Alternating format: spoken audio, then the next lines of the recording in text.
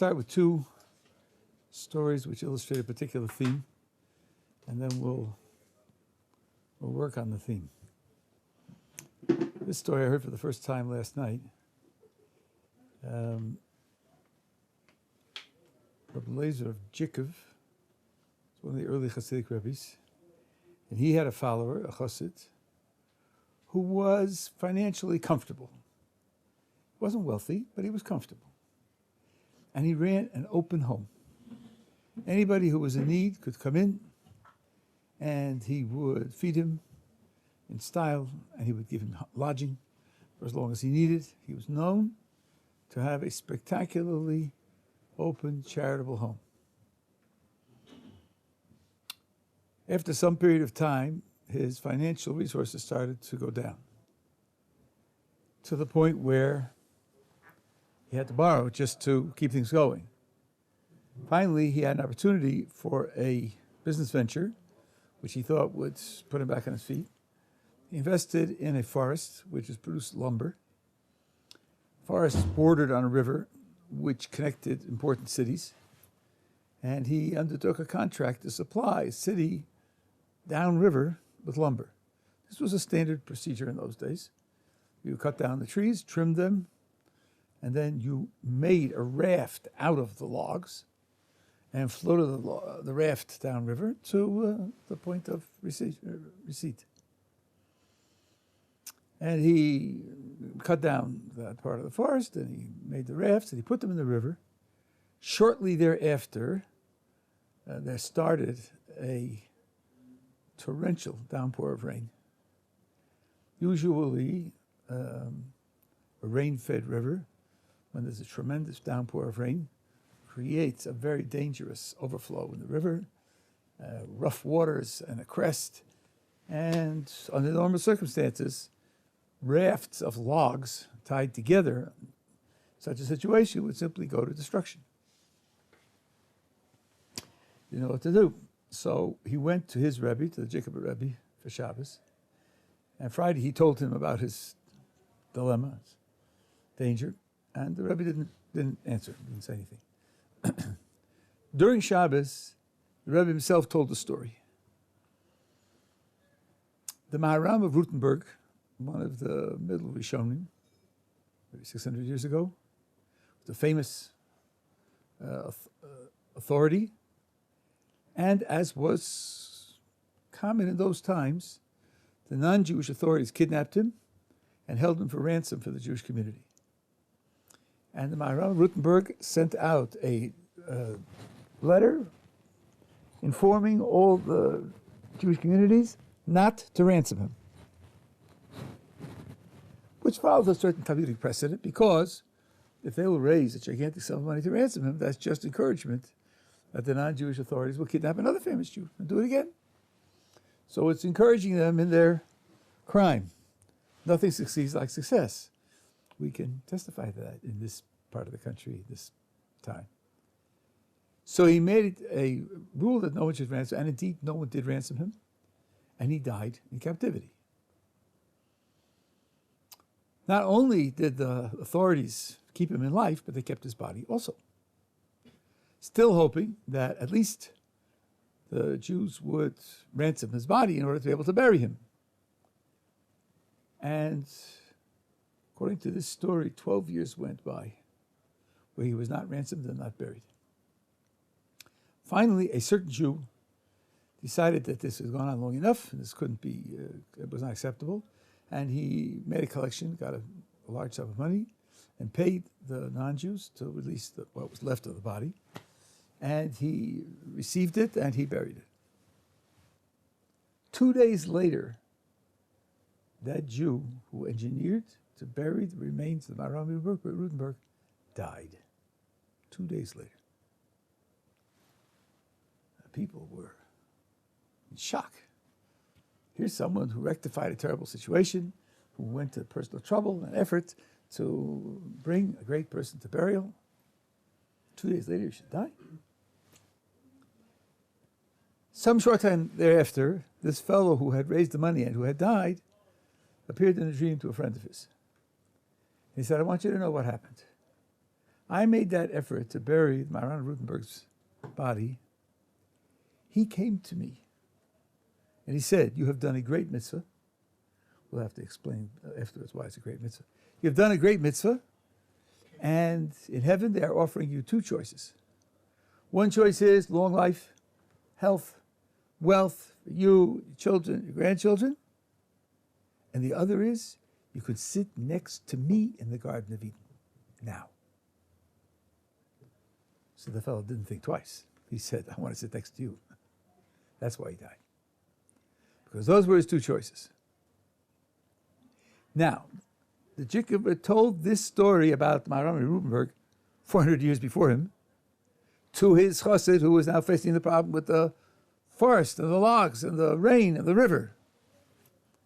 The Tzaddik Rabbi said, and you were facing a similar decree. Your house was open. You were extraordinary in your kindness and charity to other people. You were facing a similar decree. Either you'll do well in this world, or you could go immediately to the next world where you would be in a very high place. And the Tzaddik Rabbi said, but I objected. I didn't accept that. I said you have to have it in both worlds. You have to be healthy, and you have to have money, and you have to be secure, and you have to sit in a high place in the next world. Don't worry about your lumber. Don't worry about your logs. Everything arrived safely. And indeed, that's what happened.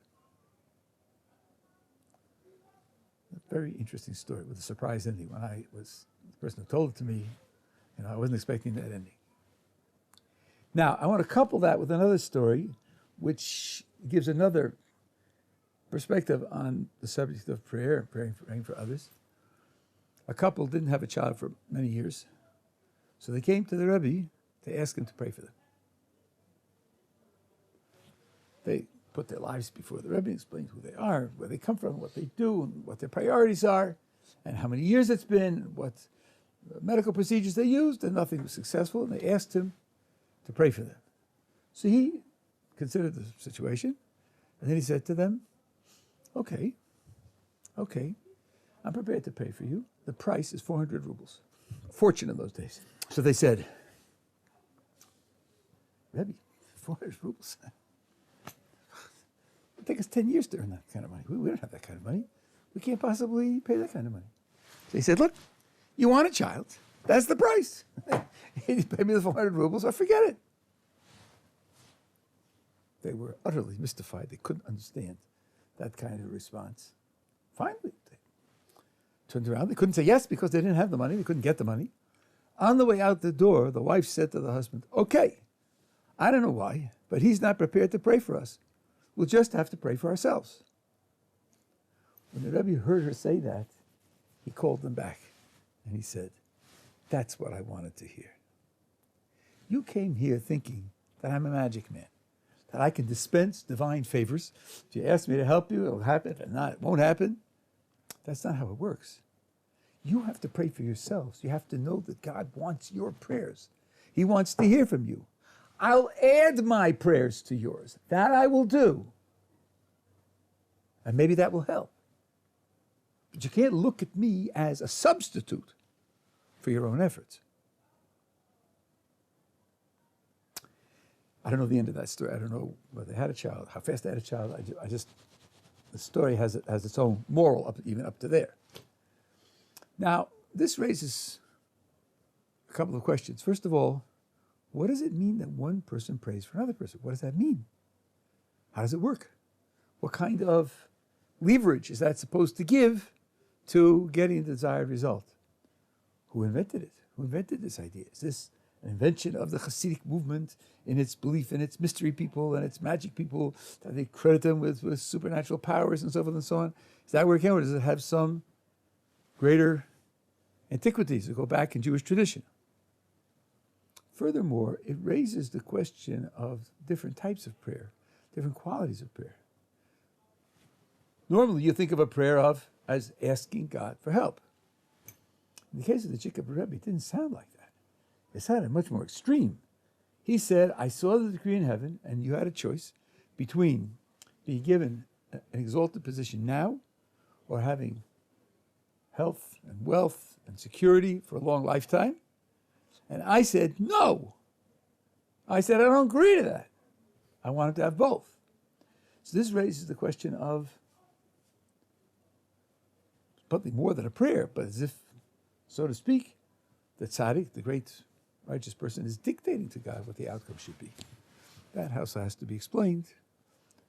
Is there such a concept? Is the idea a genuine idea? What would it mean? As far as the origin of one person praying for another, do you know of any cases in bona fide Jewish history, bona fide Jewish sources, of one person praying for another, where the person's authority is so great, you would have to say, well, if he did it, it's got to be right. I don't understand why, but it's got to be right. Moses. Who did he pray for? The Jewish people. He prayed for the Jewish people. Okay. I was thinking of another case, but good, very good. Okay, but that's a good case. He's praying for them. Okay, what else? How about praying for an individual? He prayed for his brother. He prayed for his brother. When did he pray for his brother? He wanted him to become the Cohen. After he participated in the golden calf. Yeah. Good. That's a verse in Deuteronomy. It says that he prayed for his brother. Very good. Also, he prayed for his sister. Because she became leprous, because she spoke against Moses.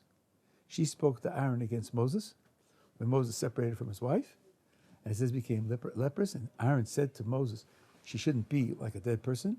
And the Torah quotes his prayer.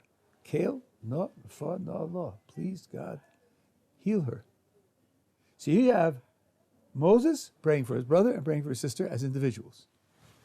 You also have Isaac praying for Rebekah, who had 20 years without children. At least the last 10 years she was capable of bearing, she was, and he prayed for her. So you do have great people praying for other individuals. So it can't be wrong. It's got to be correct. Question is, how does it work? What's the meaning of it? And here we have on record a statement of the Chozeh of Lublin, also a very early Chassidic master. He was asked this question. You have many followers, and you pray for them. How do you pray for them? Now listen carefully to his answer, because as often in our sources, he's answering the question, but the real answer is not on the surface of his words. He said, you're asking me how I pray for one of my followers. Let's take Reuven. Suppose Reuven has a problem. Let's just trace the history. I married Reuven's parents. I officiated at their wedding. When Reuven was born, I was the tsaddik at the bris. I held him on my lap when the circumcision was done. When he was 3 years old and they first cut his hair, I took the first snip of hair. At his bar mitzvah, I was there and I participated. When he got married, I married Reuven to his wife. When his children were born, I celebrated with those children. Now Reuven has a problem. If Reuven has a problem, I can't sleep at night. I have a history of involvement in this family for 40 years. I can't sleep at night. Why do you think I'm praying for him? I'm praying for myself.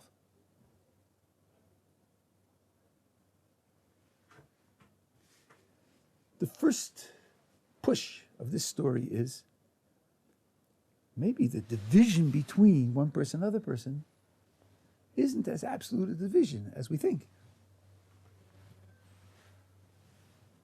So I'm praying for somebody else makes it sound like I'm not personally involved. But maybe I am personally involved, at least in some cases. We'll talk about other cases, and this is where you raise the idea of praying for the Jewish people will be very important. But maybe I am involved. So his suffering is my suffering. And since it's my suffering, I share his suffering. I'm praying, I have a personal interest in the relief of his suffering, because if God relieves his suffering, then I won't be in pain.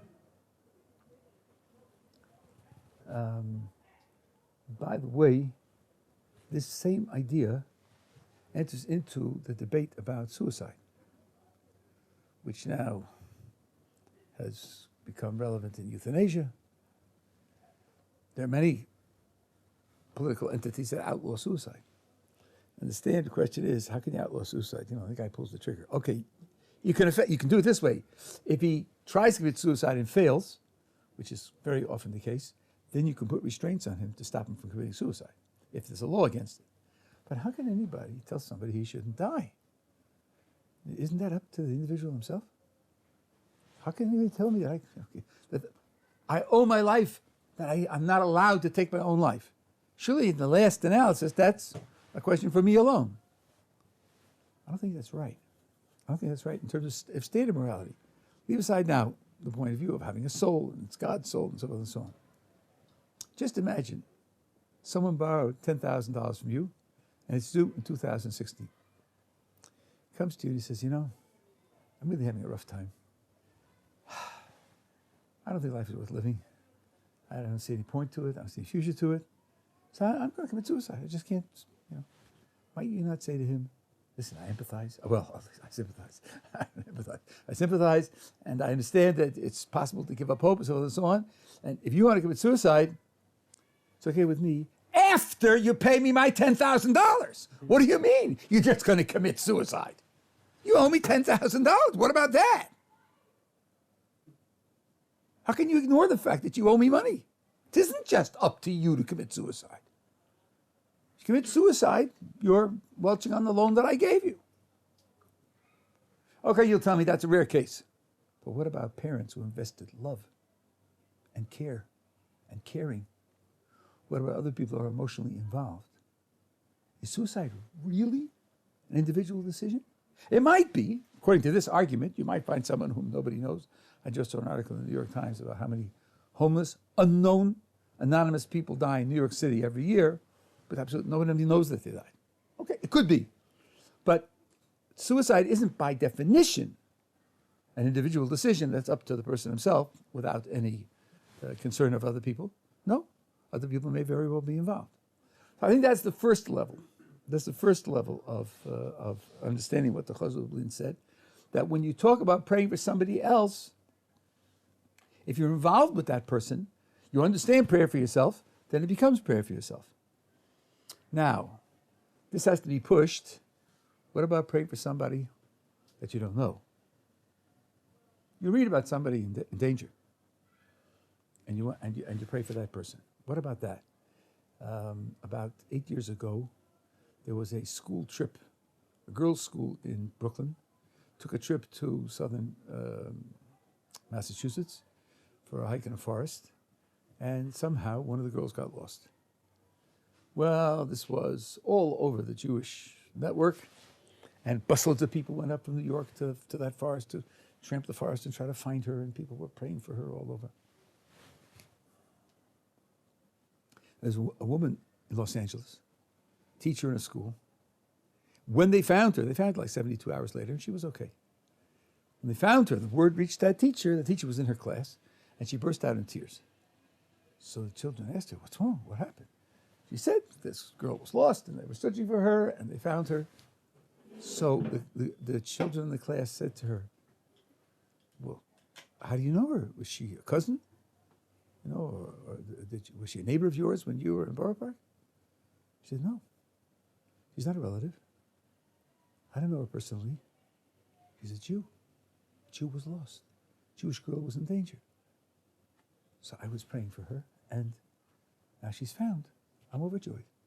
The tension, the fear, the worry, the anxiety that I had is released because she's been found.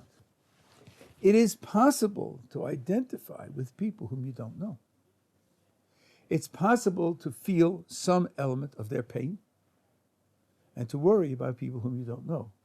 We who have white hairs and are old enough to remember when there was a Soviet Union, which thankfully has passed from the world, and which systematically persecuted Jews in horrific ways. And money was collected and people were sent by various groups, by the Jewish Agency, by Or Sameach Yeshiva, by other groups, to try to smuggle in goods that they might need, money and chocolate and Sidurim and matzah for Pesach. And we were all worried about them, and we all cared about them, we all identified with them, and we all prayed for them. So it is possible to make other people's fortunes your own, to rejoice with them when things go well, and to worry about them when they're in danger, to mourn with them when they suffer. It's called empathy, no? Well, either empathy or sympathy. It's a little tricky because empathy would strictly, I think, require you to have been in their position. Empathy means to feel what they are feeling. And if you've never been in their position, empathy might be too strong. Yeah, but you can't even say what you feel, what they're feeling, because you could be in exactly the same position as the other person, but you might react completely differently. You might, but if you haven't been in the same situation, you will not be reacting for sure the same way. You're mixing up necessary and sufficient conditions. Right?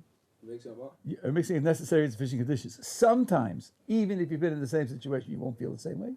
But on the other hand, if you've never been in the same situation, you can't feel the same way. You can't know what it means to be a drug addict. And you can read about it, but you can't know. So you can't empathize with such a person. But you can sympathize. Sympathy only means that I have similar feelings, not that I have the same feeling. Empathy means I feel what you feel. Right? That's why I didn't use the word empathy. At any rate, but you came in the middle, so we're sort of working on a particular subject. So when one person prays for another person, he can feel for him, even if he's not personally related, even if he doesn't know him individually, he can pray for him and he can feel for him. Because he himself, if Reuven is in pain, he's in pain also. So he shares the pain. There's a deeper level. And I think this is where the words of the Chosed Lublin have a surface meaning. By the way, this is common in Jewish sources. It's very common in Jewish sources, where you read a source and you'll say, oh, that's a reasonable idea. And what you won't realize is that the very same words are expressing a much deeper idea, but on a deeper level. And only years later, when you go back and think it again, where did it come from? How does it apply? And what about that objection? You say, wait a second, something much deeper is going on. Let's think about the division between people. Different people. I'm I, you are you. How deep is that? How essential is that? That there are the real, fundamental difference between different people. Let's think about it historically. Originally, there were Adam and Chava, Adam and Eve. Not really, there was only one. It's a long story, I can't go into that. But let's say two. Now there are billions. How does that happen? The Midrash, in its poetical way, tells us that every human soul is a slice of those original people. They're not brand new. Nothing is brand new. They were given a challenge. Had they succeeded, that would have been the end. They failed, so it's playing itself out. History is playing itself out with individual slices of each of them. Really, we don't stand as really independent entities. We spoke about this last time when I started this series last Wednesday. The idea of a separate identity is superficial. It's not the ultimate reality. The ultimate reality is that we're all parts of one composite, corporate entity. So it's not just that he's suffering, I'm watching him, and I'm suffering because he's suffering. But it's that I share his suffering, not through empathy, but I identify with him so that his pain is my pain. I'll give you an example of what this means in experience. I don't think you've had this experience. Maybe you have. But when you'll be parents, you'll have this experience. Let's say your child is in the class play. And your child has lines to recite in the class. And you're there in the audience. The play's going on. And your child comes on. The child stands there. It's his turn or her turn to speak. And the child forgets the lines. Forgets the line. Stands there. Blank. How do you feel? You're dying. Your heart is in your stomach, and your stomach is in your feet. You're dying. Your child isn't dying. So if you got his line, so what? The teacher says you're supposed to say ABC, and the child says ABC, the child goes on. The child isn't suffering the embarrassment. You're suffering the embarrassment. Why? Because you're on stage. You're on stage with the child. You're experiencing it your way. This isn't empathy because the child isn't in pain. There's nothing to empathize with. But you identify with the child so that what happens to the child is happening happening to you. That's a much deeper sense of identity. Give me another example. You love someone. This person loves you. And you're walking together on the street. And somebody comes up and grossly insults that person. You turn to the fellow and you say, I want you to know that I take that insult personally. And he says, don't talk nonsense. You can't take the insult personally because I didn't insult your person. I insulted the other person's person. So don't talk nonsense. Are you talking nonsense? I don't think so. I don't think so. Because in love, you can identify with the other person where, again, what happens to the other person is happening to you. You're not empathizing with the other person's feelings. Let's imagine, I'm taking a gross case, let's imagine that this fellow spits on the other person. Let's suppose the other person doesn't notice it. Lands on his clothes. He's not insulted, he doesn't even know what happened. You could still take it personally. That's not empathy. That's where you identify with the person and it becomes your history. It becomes your reality when it happens to the other person. That's a much deeper picture of how Jews are related to one another. Certain sense it might include non-Jews as well. That's a long, complicated story that I'm not going into tonight. But that means that when the Chozeh of Lublin said, you know, when Reuven's in trouble, I pray because if Reuven's in pain, I'm in pain, it's not just empathy. It's not just empathy. It's now what happens to Reuven is happening to me. Because in the relationship that I have with Reuven, there's an identification. Because of that identification, that's how I can pray for that pain, which is my pain. When Aryeh Levin, who was called the tsaddik of Jerusalem, when he went to the doctor with his wife, who had a problem in her leg, the doctor asked them, what's the problem? He said, our foot hurts. Our foot hurts. That's right. Our foot hurts. Not her foot hurts and I empathize with her pain. It's our foot and it hurts. So this is the deeper level where you talk about prayer. Now, two of you mentioned the idea of praying for the Jewish people. This is, when great people like Moses do that, it's always a matter of identification. The identification went so deep that when the people committed the sin of the golden calf, and God threatened that he was going to destroy them, Moses said, if you pardon them, I'm not using the exact word, pardon, forgive, it's a complicated story. If you release them, fine. If not, blot me out of the book that you've written. Because I can't live without them. I can't live without them. If they're going to be destroyed, I have to be destroyed also because that's my destruction. That's my end. That's identification. He thereby became the carrier of that whole generation.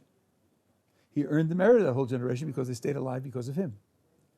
Now, there's a principle in the Talmud that if a generation fails very badly and the characteristic of justice says, this generation doesn't deserve to survive. God may say, all right, for the attribute of justice, I can't just ignore justice, but I will cause the righteous in the generation to suffer in place of the whole generation, and in that way, the whole generation will be saved. Now, when a person first reads those words, he thinks, but that's not fair. That's not fair. The righteous didn't perform transgressions. They're holy. Why should they suffer because of the others? The answer is, fairness is not the issue. When you will be parents, and you will see one of your children in pain, you will feel, I'll do anything to spare my child the pain. And if I could take the pain on myself so that my child shouldn't feel the pain, I would do it like that. I wouldn't hesitate. I don't wish it on you, but there's a condition called colic. Colic means that a newborn can cry for 3 weeks straight. 3 weeks straight! I'm not exaggerating. I don't know what it is today. When we had children, we had one child who had colic. There was no explanation for it. And lots of theories, but no real explanation for it. We had a child who had colic for 18 days, and you walk up and down the room, and you sing to the child, you hold the child, you carry the child, you bounce the child, right? And you're in agony. The child obviously is in agony. The child is screaming. The child's in no danger, just pain. And nobody knows whether it's chronic gas pain or whatever it is. At that time, they had no clue, no cure for it, no clue for it. But you know that you would do anything to spare the child pain. So that's the feeling of a tzaddik for his generation. What? This whole generation, they're his children. He relates to them as his children. That's how he identifies with them. That's why he's willing to, so to say, cast his lot with them. That's how Moses can say, if they're going to be destroyed, I have to be destroyed also. And that's how they can pray for the generation, because the identification is so strong, it's the same as any ordinary individual prayer. Okay, everybody get it so far? Okay, now, this means praying for another person. I don't know, just thinking now, I don't know whether Miriam prayed for herself. We have to presume that she did, because she knew that prayer was important. But Moses added his prayer because he identified with her, and therefore praying for somebody else is definitely an appropriate thing to do. Now, what about the Jikover, who said, I don't accept that? The Talmud has a statement, and by the way, I mean to be illustrating a general theme here. The Chassidic movement didn't invent anything. And I don't care who tells me differently. The Chassidic movement didn't invent anything. It took things, ideas and practices which had been de-emphasized over time, and resurrected them and emphasized them, or changed a set of priorities, but it didn't invent anything. Everything goes back to older sources.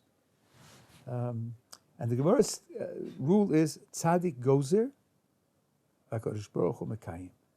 The righteous person makes a decree, and God fulfills the decree. That's not just asking. That's not just prayer. The righteous person makes a decree, and God fulfills the decree. Now let's understand. The way God interacts with the world, some of what he does depends upon us.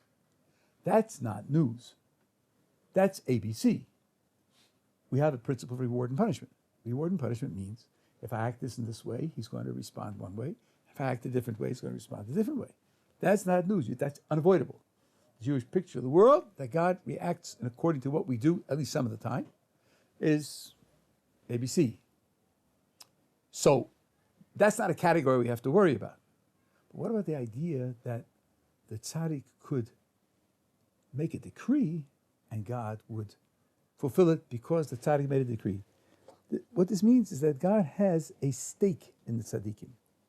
He has a stake in the tzaddikim, and the fact that they represent him in the world is something of value to him, so that he's willing to fulfill what they decree as a way of continuing to invest in that value that they represent for him. There's a verse, I think it's in Isaiah, where God says to the Jewish people, Atem Edai, you are my witnesses. There's such a thing as sanctifying God's name in the world. That's something that God wants. I can explain why if we have time. But, and the tzaddikim do that. God invests in them because they are doing what God wants done. So his willingness to carry out what they decree is part of his investment in his project. They've just put themselves in a position where they've made themselves instrumental in his project. Now, of course, we're talking about the decree of a tzaddik. What kind of decree would that be? Are we supposed to expect that the decree of the tzaddik would be something that frustrates God's goals, God's project? Certainly not. The reason why he has leverage is because he's fulfilling God's project. But there are many different facets of God's project. There are many different aspects of the way God interacts with the world, all of which he's committed to, just not in equal measure. This is the answer to how A, praying for B, insofar as it's even A and B, can help, and also about the tzaddik being gozer. When God decides what to do in a certain circumstance, it depends upon all the features of the circumstance. If you change one of the features of the situation, you can change the equation, and the decision can be different. Let's just go back to a very simple example. Miriam is being punished. She's committed a crime, she's being punished. So let's weigh up her merits, her righteousness, her crime, her responsibility, and you get a certain result. She should be punished with X, Y, Z. Now Moses says, please God, heal her. Now Miriam's punishment hurts Moses. It's a new equation. It's a new equation. Punishing Miriam isn't just a question of her record, her background, her righteousness, her crime. It's all of that plus Moses' pain. If Moses doesn't deserve to be in pain, then the decision could be a different decision now. Because punishing Miriam has an additional consequence, which is negative from God's point of view. By adding his prayer, he changes the circumstances of the decision. That's what happens whenever one person prays for another person. The person's in trouble. God weighs up all the consequences. When a community prays for a person, then one of the consequences of that person being in trouble and losing is that the whole community is going to suffer. And God can say, well, yes, if I take that person alone, he could deserve to suffer. If I take the whole community, they don't deserve to suffer, and therefore the prayers of the community can help. And the same thing is true with the ability of the tsaddik to make a decree and have God fulfill it. I'll tell you one more story, and we'll seal this subject. There's also, it adds another dimension, and we'll seal the subject for tonight. The Yida Kodosh, that's the Holy Jew, that was his nickname, was traveling with an entourage, and he was trying to get to a certain place for Shabbos, and certain circumstances intervened, and he didn't make it.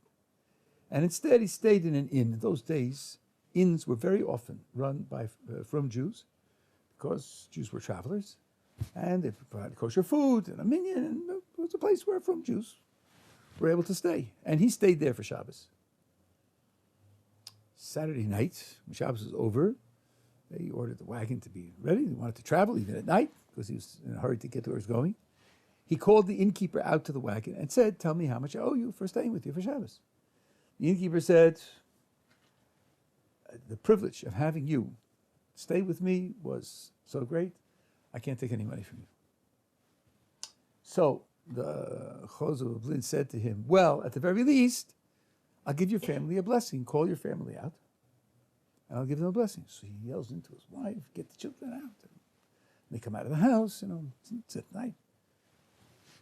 And the Chozeh is about to start the blessing, and the farmer said, wait, the innkeeper said, wait, I forgot. He has one more daughter who's upstairs, who's a cripple. And he said, wait, let me bring her out. So he sent somebody upstairs to come and bring her down. As the person who went to get her reached the door of the house, she came walking out.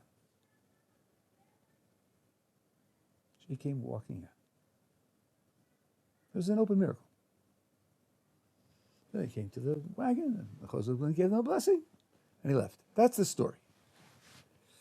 I asked my Rabbi, Boston Rabbi Zatzal, the way the story is told, it does not appear that the Chozeh of Lin was aware of this crippled child. Must we assume that he knew somehow and he consciously healed her? Or could it be that he was unaware? He just wanted to give a blessing to the family, and God made the miracle happen without his awareness. And my Rebbe said, yes, the latter could very well be the case, because God wanted righteous people to be visible so that people will learn from them. People will follow them. People will use their suggestions and their example to elevate themselves. So it could be that this is a miracle that happened in his vicinity so as to set him apart, so that people would know that this is a person who is worthy to be connected with and to learn from and to follow. So that's another way in which God will use these miracles, whether it's the tzaddik decreeing and God following it or accompanying it with miracles. God wants the tzaddik to be prominent. And then, I'm going to end with one more footnote which rounds it out. I don't know if you heard the tradition of 36 hidden saints, 36 hidden tzaddikim. It's a very famous Jewish idea. I don't remember, maybe even in the Gemara it mentions it. Of Kreisworth, on the Rocha, gigantic scholar, died maybe 10 years ago, told someone that it could be that there's a popular misunderstanding of this idea of 36 hidden saints.